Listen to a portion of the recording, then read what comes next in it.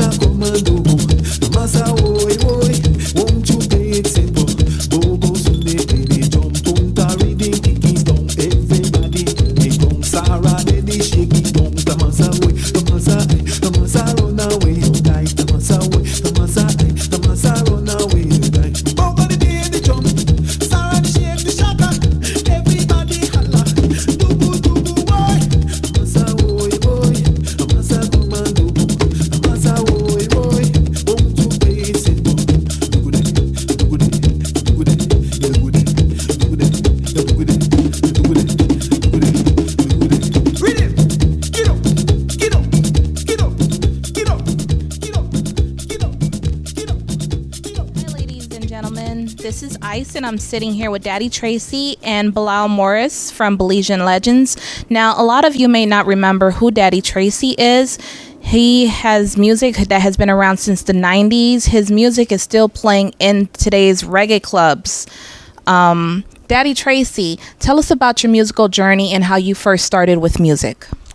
Okay, first of all, I started back in the 80s. A fella by the name of Whirl. He had a shop where he had a band and stuff, and he was moving from the location at the time, and that's where my first location, when I first got involved with the music in LA, was off of Vermont somewhere. And you know, I gotta say it's a sad story because my brother World passed away a couple months ago, but he's really a legend too because he's the one who got me started in this. That's the reason why I'm here today, involved in the music. Okay, now you've been making music, you said, from the early 80s, and I actually have a cassette here in my hand. This is way back in my day, I mean, from the early 90s, and your single, Dugode, still plays in the clubs today.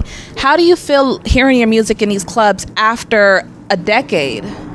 Oh, it's inspiring. It makes me feel great. Every time I go out and I hit the clubs, the guys who play the music at the club, sometimes I pull up and they're playing it. The people really like it. I've been away for a while, but the music stayed, you know, and the hype is there. And moreover, all that, we're coming back and we're hot right now. We're just putting the different vibes out there. We're trying to get to the young generation, get them hype in the music. Now, speaking about the younger generation that don't know who you are, what type of music or what type of genre do you specialize in? You know, I don't really like to put it in a genre because it's a mixture of Punta Rock, it's a mixture of soca, little reggae vibes, little African, little touch to it. So I would say it's like world music, actually. Nice, nice. Now, your music is still playing on Belize's radio today. Is that correct? Yes, they played it all the time. Actually, I had 5 #1 hits on Belize radio station. 5. Yes, in the 90s, 91, 92, up to about 96. So we had 5 actual #1 hits in Belize. And I understand that you're now back at it again after, what, 20 years? Yeah, you was what, about 5? I probably was. Now it's about 10. But yeah. What made you take time off, and what's making you come back now? I just think it's the right time. For a while I've been doing different things. I was involved in the intervention, prevention, the youth and gangs problem in LA, in the Belize. I was trying to be a part of that, trying to, rescue that because that was a terrible thing. People killing each other every day for no reason at all. And my family suffered. Friends of mine suffered. I'm sure, 1 out of every 3 Belizeans have a problem or issue with gangs. Even if they get shot or they got robbed or they got something happen or they're part of it, So I interject myself into that to try to slow that down because that wasn't taking Belize anywhere. And we've suffered a lot of loss over that. Indeed. Now, I understand your new album is coming out. Bilal, do you want to tell us about that? Yeah, Daddy Tracy, as you could see, this is Daddy Tracy's new project. And recently you did the Red Carpet Affair and you performed, and that was like your first debut back into the music scene again. But you came from the 90s where you were one of the top artists or the best artists. Your 2 albums that you brought out. We want to talk about how did you get started in terms of the first album with Do Good Day and Gumption and all those songs on it. You had an awesome music writer, Eugene Thompson. Talk about that era. Well, yeah. When World, like I mentioned earlier, when World moved from that location, we end up there, and it was like a studio where there was bands and stuff. We opened a record shop, and we started playing music around LA and DJing around, and it just happened, man. We sit there, start rehearsing in the band, and then I started my own band, IQS band. Me and Eugene got together. We sit down and put some of the lyrics and stuff together, framework, and then we take it to the maestro. We call him the maestro, which is Junie Crawford. He's another Belizean brother that does good work. And we brought out 2 songs, which was Jungle and Hot Punani. And it just took off, man. People love it. I was like, oh, wow, we should do this. So then we came up with, actually we have 3 albums. We came up with the second album called The Gumption. The first one was Jungle, the second one was The Gumption, and the third one was Lego. Kind of like a soca. Yeah, that was the start, and that blew it up. The people that love it, we had to do more. We couldn't just stick with those 2 songs. So that's how we end up now with about 15, 20 songs. Right now we're working on the album. We're remixing it, make it spicy, hot again, and doing 6 new tunes on it. So the new album should be very exciting for the young people. More dance flavor to it and everything. So yeah, I'm excited about that, Yeah, when you did Lego, this album right here, the second album after the Gumption album, you also step your game up a little. Music lovers, being that you dropped the first album, they couldn't wait for the second album, which is Lego. And how was this album different from the first album? Well, see, this album, I did it all by myself. We never had anybody write nothing. I did it all. It's all my work where, I started with the lyrics and everything and try to change the flavor a little bit more to suit the carnival style music, And it worked out because the Belize government and the Belizean people, they parade in the streets with one of the songs that's on there, And after that, I just decided to just kind of relax a little bit. Different things happen in your life. There's different missions you got to go. So I'm back now. You know what I mean? Yeah. You blew away a lot of shows, man, in Belize in the 90s when Daddy Tracy comes to town. You sold out clubs. You sold out various venues in that country from north, south, east, and west. You were really the hottest thing that Belize ever saw in the Punta Rock genre, because the music was authentically Punta Rock. As you had told Belizean Ice that your music is more a combination of Brockdong and Punta and all of that. But what made you took off so big was the fact that you were performing in a Punta Rock genre, and which Punta Rock was the big thing at that time. But you came and you performed it in the English language, and you used a lot of Creole licks, right? And so that took off like wildfire. What was the idea behind that? Was that Eugene idea of yours?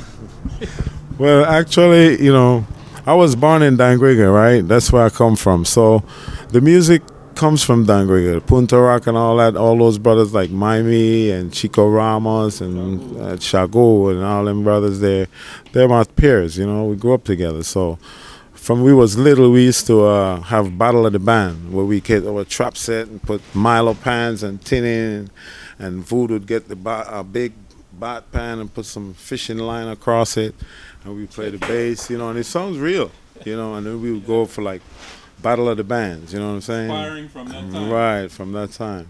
So it's no surprise to me about Chico and those brothers there, Mahabob and all of them, because we've been doing it from we was about 7, 8 years old. You know what I'm saying? I just in and out. That's all I do, But right now, in my life, I think this is the time now for me to reach for wherever I want to put the music in the mainstream. Not just Belize, not just the Caribbean islands, not just Chicago and New York. I want it throughout the whole world. That's what I'm trying to push for. I guess that's where you spoke about. You said earlier that you was telling Belizean Ice that you felt that it's more of a world beat music. So you're looking at more the Daddy Tracy song now for more, try to reach out to a more worldwide audience than in terms of just a Belizean audience per se, right? Exactly. Yeah. What new then do you have on the new album that you're doing right now that will take you into a world global market? Yeah, that's right up our vibe on that, because right now what I'm doing is the music that I'm bringing out right now is a little bit more hyper. It's and my music is hype, because whenever you hear it, you just feel like moving. But this music is a combination of the top soca tracks and the Garifuna drums. So I'm mixing. Before, what we did was we mixed soca with the Garifuna music, with Punta Rock music, right? So that gives you that flavor.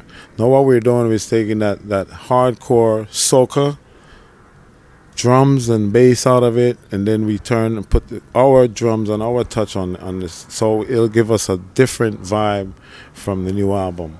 And I like it, because I think that's what the youngsters not today they want to hear. What you're talking about, Daddy Tracy, is that you are doing like what Loverboy and before him Asiatic.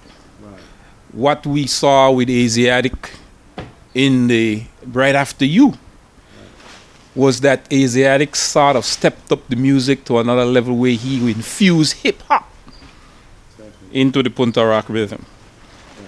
So you have some things like that, and now you have Loverboy that is taking it more hip-hop, right, that is combining all these Punta Rock music with all the various art forms in the United States, right, that the world listens to. And the main one there is hip-hop. How are you going to do it? I've never been a hip-hop artist, because I really can't rap, Yeah, well, actually, Asiatic, after I came out in the 90s, like 1991, Asiatic, I went to Belize and did a couple of interviews on the radio, and I was reaching out to people out here in California, wherever they were. At that time, I had my own studio. They could come in and I'll give them a free recording album. Well, a free recorded song. And he was one of them that came through, and I helped him out. He did a whole album, ended up doing a whole album here. So I kind of set the stage for them, and Loverboy and all of them, I know them when they was like 5, 6, 7 years old. So, and they look up to me and they respect me, and that's what I love about it. Whenever we see each other, it's a certain respect that they give to me, and I admire that. You know what I'm saying?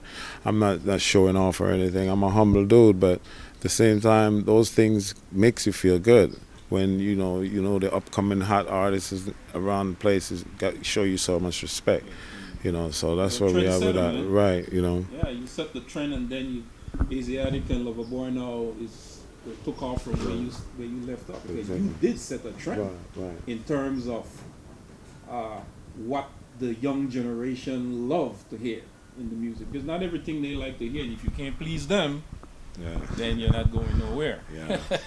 Yeah. You mentioned that this new album, you're coming stronger than before. Why do you feel that it's so important for you to switch it up and take it to a whole nother level? Well, it's basically for the youngsters, because I see they like that hip hop, they like that jumpy music, and certain lyrics. That it's just a combination of the lyrics and the beat that makes them move. Because I hear some songs that I really don't like, and they're on it, And then he gets hyped. So the young generation is the one that's gonna hype the music. So we got to give them something for them to hold on to. My music has been out for over 25 years. So some of them youngsters, they're not even 20 yet. So we got to work on something for them. That's what I'm trying to do. Your new album, is it mostly switching it up completely, or are there still some of those old tunes that your old fans can appreciate? Right. Well, I have a couple of those too. I'm not gonna give that up totally. I'm just gonna shoot something out there for the youngsters and see how they react to it. It's like the first album I did. We were just doing it to say, hey, let's do this. And when it came out, it was like, oh wow, the response. I was like, okay, this is cool. So I kind of know what they want. And at that time, we're all younger. So I kind of know what they want because I look at them and I listen to them. I go to the clubs. I'm always around. And I'm always involved with the music. Just that I didn't go perform or been out there, but I'm always involved with music. You know what I'm saying? I work with a lot of brothers in this place, in this city. Junie Crawford, Heidi, all these brothers I worked with before, so they're all on board, man. And one thing I want to say is I really appreciate the love that the people give me back at this time after so long. You know what I'm saying? That really gives me the drive to want to do what I'm doing right now. You come from out of a DJ. Mm-hmm. Your origin is a DJ. Yeah, I'm IQS. I'm the original IQS DJ. Yes. You're like Swiss Beats, man. Yeah, man. You come from out of the DJ thing. Right. That's why you were able to bust out with an album like Gumption. Right. And those are the tracks that just was all 4 songs were just hits. Right. Rarely you find when the cassettes were the thing. Right. I think Daddy Tracy was one of the first to do a full cassette album. Right. Because it used to be singles, right? And the Palazzo came after that with groups with but you had 2 songs on each. Right? Exactly. And but all of them were hits. Yeah, all of them was because hits. when you used to go into the clubs in Belize or used to go into the venues, them that plays the music, they would play all 4. That's all you hear. That all 4. But you see why that you had you as you are talking, it reminds me that you are a DJ and you know what the audience likes. Right. You know what the generation. You go around and you hear what they like. And you put that into your music, which is very, very important. Yeah. That's really right. At the same time too, we create. We got to create the music. We got to create certain rhythm and certain beat together. And sometimes the combination don't work. But sometimes it works. And sometimes you got to do certain things for it to work. Because before we used to have straight Punta Rock or straight Soca or straight Paranda music, whatever it was. Now we have a combination of everything in there. The reason why I said that the top Soca beat mixed with the Garifuna drums is because the top Soca tracks right now, they're hip hop. There's a lot of hip hop in there. That's why I'm using their beat, the drum from there. So that will give the song a different flavor.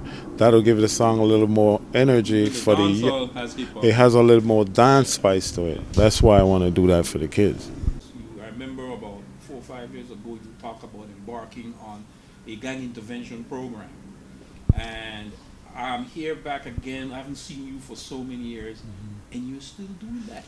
Oh yeah, that's my passion right now. Actually, like I was saying earlier, I have my own nonprofit, which is Belize American Unity.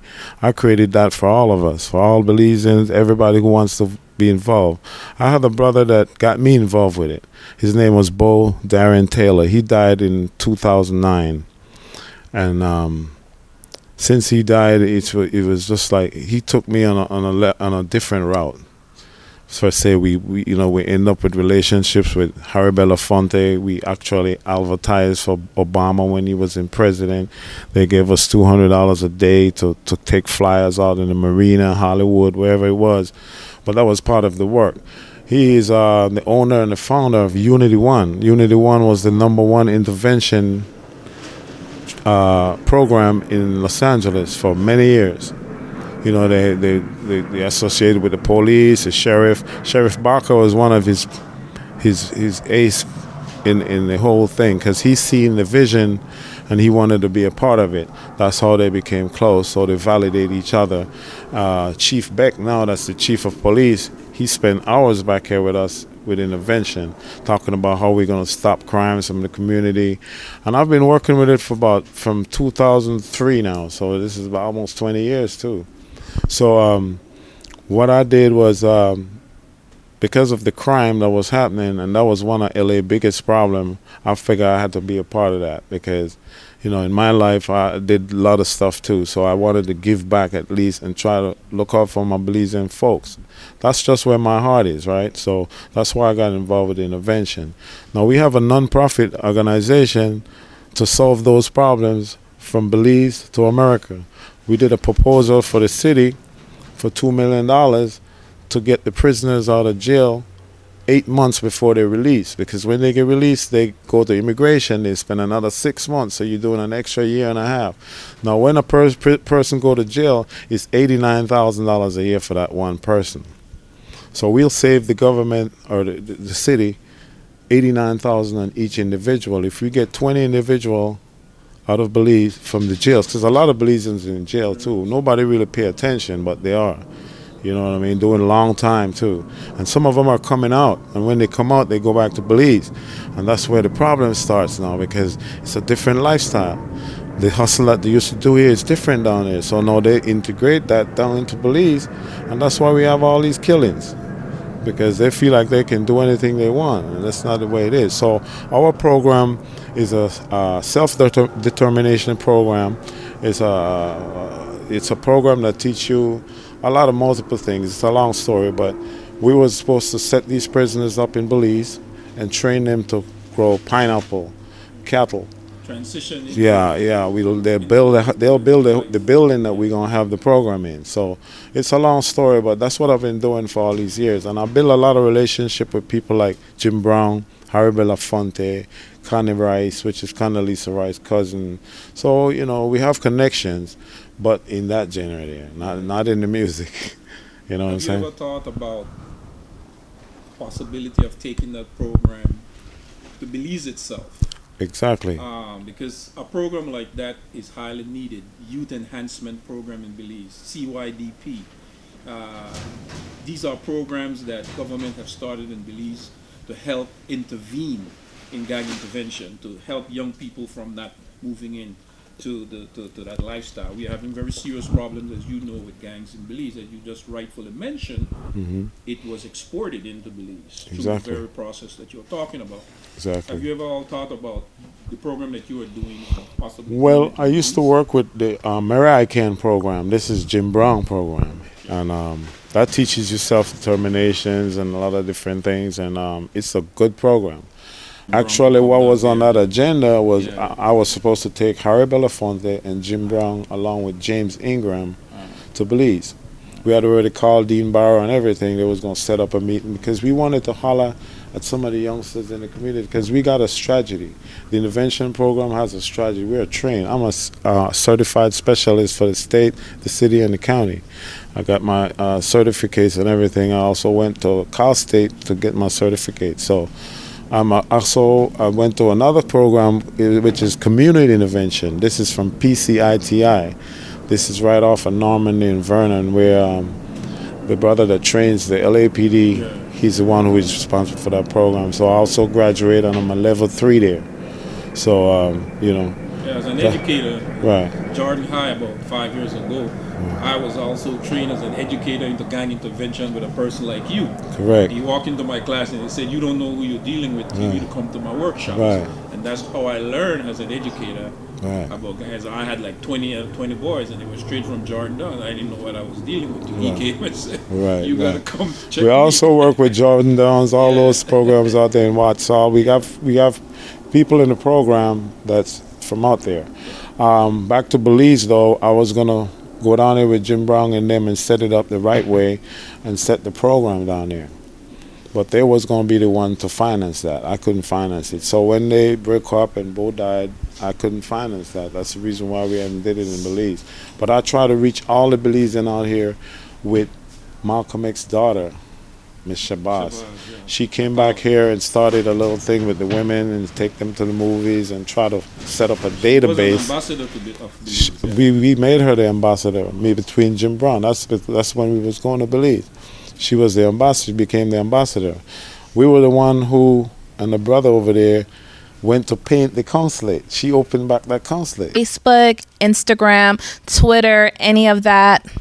You know, I always try to stay away from Facebook because I think it was like too much of a. So, you know, I always hear people say, "Oh, I know it from Facebook." So, like, there's no privacy. You know what I mean? Everybody's involved in everybody's conversation and in their relationships and all that stuff. So I kind of try to avoid Facebook. But now, all the fans, they want to get in touch with me. They want to know what's happening. So now, yeah, of course, we got. You were before that time, Tracy, but you got to use the thing, man. It's a new thing now. You were before that time. I tried to stay away from computer for years, but I end up now can't stay off of it because now on Friday nights, Saturday nights, or whatever, we always have together. There's a lot of fans, a lot of people that come enjoy themselves. So we're doing great. Is a tour in the mix as you come back out again? Well, yeah, there's a tour. There's a 4 or 5 state tour coming up. We got Houston, Chicago, Miami, New York. So, and then we have shows here in LA. So there's a lot of shows coming up. Y'all got to come out and check it out. Come enjoy yourself. Stop locking up in the house and do more than part of it, Daddy. Yes, sir. Yes, sir. For those who want to purchase your music, are you on iTunes, anywhere on the internet, or in any stores where they can buy your tunes? We're working on sales where we can sell it online and get all that. That's in the making right now. So yeah, in a few you'll have all that access. No problem. Okay. Well, it was definitely a pleasure interviewing with you. Ladies and gentlemen, there you have it. Keep an eye out for him. He will be in your city soon. And please believe it's going to be crazy. Daddy Tracy. Oh.